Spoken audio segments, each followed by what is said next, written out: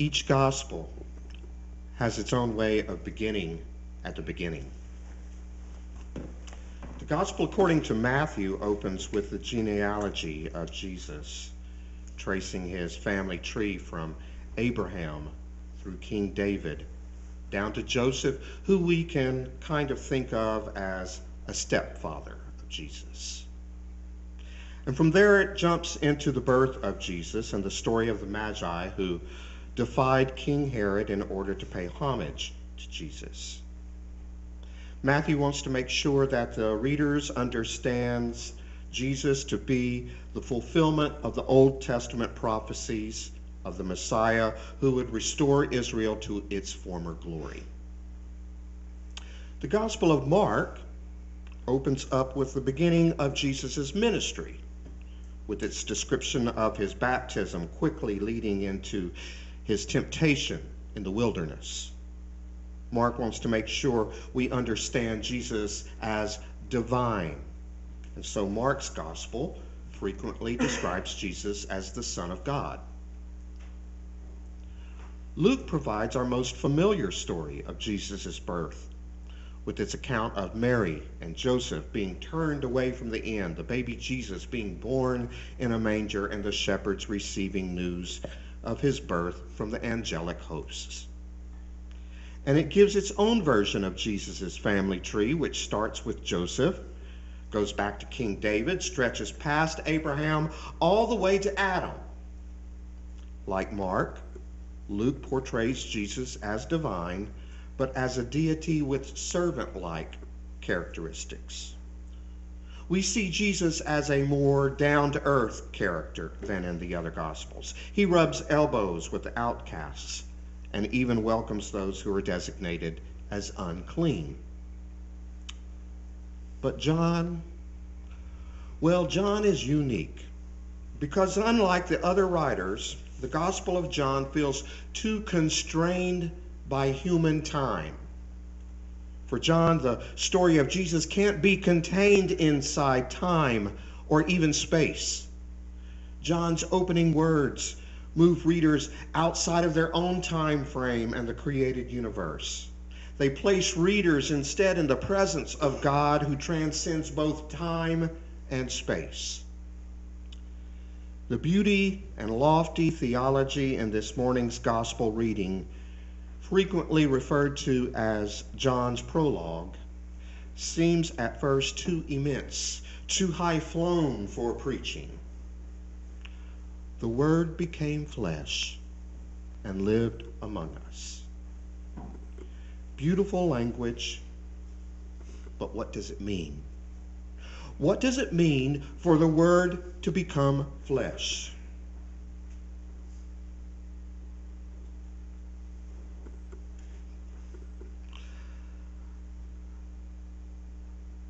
I can speak out a word such as generosity, and it might remain an abstract concept for many of you.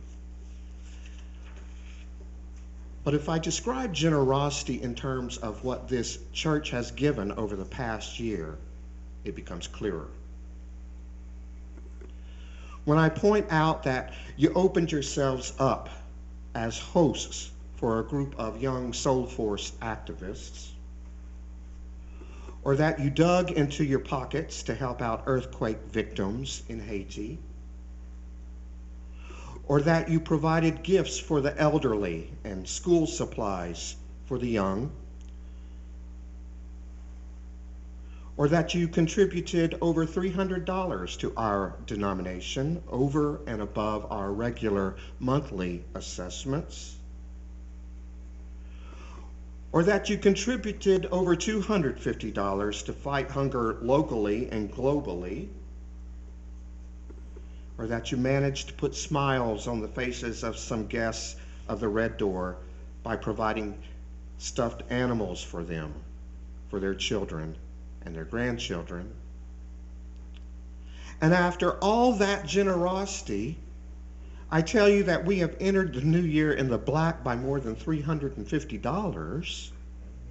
When I describe all these things to you, you can more appreciate the word generosity. It is more tangible, more easily understood, better appreciated than if I were just to say the word or define the word. Until you act on the word generosity, it remains an abstract concept. A very good idea that many people may never have seen or experienced. But the moment you act on the word generosity, it becomes flesh. It is tangible. It means something. Now let's return to this morning's text from the Gospel of John, which describes the beginning of things. In the beginning was the Word, and the Word was with God, and the Word was God. Now the word we're trying to grasp is not generosity, but rather the concept of God.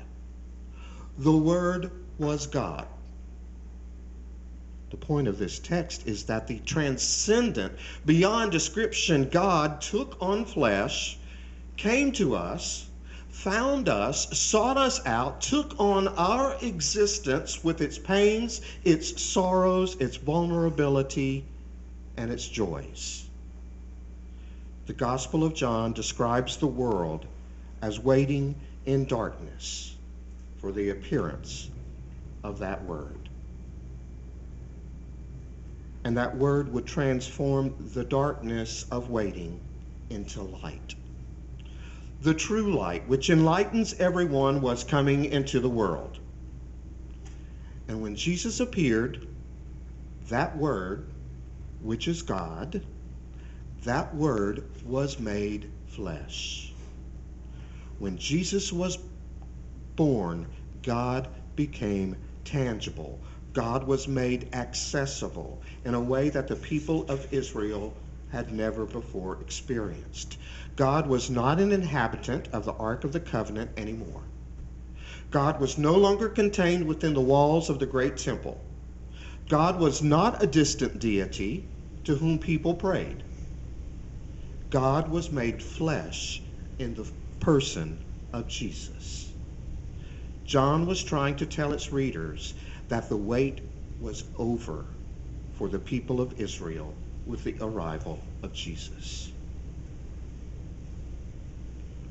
What one thing, what good news are you waiting to hear or waiting to see fulfilled? Many of us are waiting for a messenger who will tell us that the tide has turned, that hope has arrived, that God is still with us. Some of us have secretly, privately, in the deepest places of our hearts, given up hope. Or worse, we may assume that it's all up to us, or that we can somehow make everything right all by our own efforts, without a God who has chosen to be right here, right in the midst of everything that we face. We began the season of Advent by writing on paper things we hoped for. That's what's hanging on the wall over there on either side of our banner of hope. You are a people who are waiting for something. You hope for something. Some people are just barely hanging on to the last thread of hope. You may hope for the restored relationship with loved ones. You may be hoping for the strength and courage to carry on despite the hardships that may have occurred in your life. You may be hoping for financial security or good health. You might think of your life as being in suspended animation, just waiting, hoping for something better. John tells us that Jesus is that something better. In him is our hope. If your spirit has ever felt dead and lifeless, John tells us that the Word, Jesus, who is God made flesh, is life and light. Jesus was the incarnation of God. Later in John's gospel, he claims his unity with God when he makes statements like, I am the way, I am the true vine, I am the resurrection. And I believe you and I are meant to do the same thing. I believe we are intended to summon the courage to say, I am something good. I am a person of sacred value. I am someone with gifts to share with the world. I am a blessing to others. I am light and love and beauty.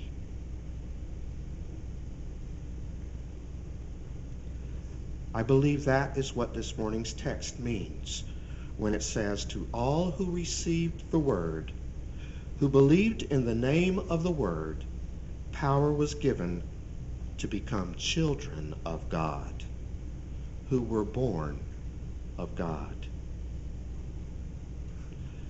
The suggestion is that we are the Word made flesh as well. All we have to do is quit living in denial and just accept it. Believe it. The wait is over. Jesus is with us. The dawn has arrived, and as we rest in the presence of God and open our eyes to the new possibilities that lay before us, that dawn will become brighter and brighter. All we need to do is open our eyes. We do that when we believe. May each of us have the courage to do just that. May we each open our eyes and in so doing recognize the presence of God in our lives through the person of Jesus. And maybe even through the person sitting next to us. Amen.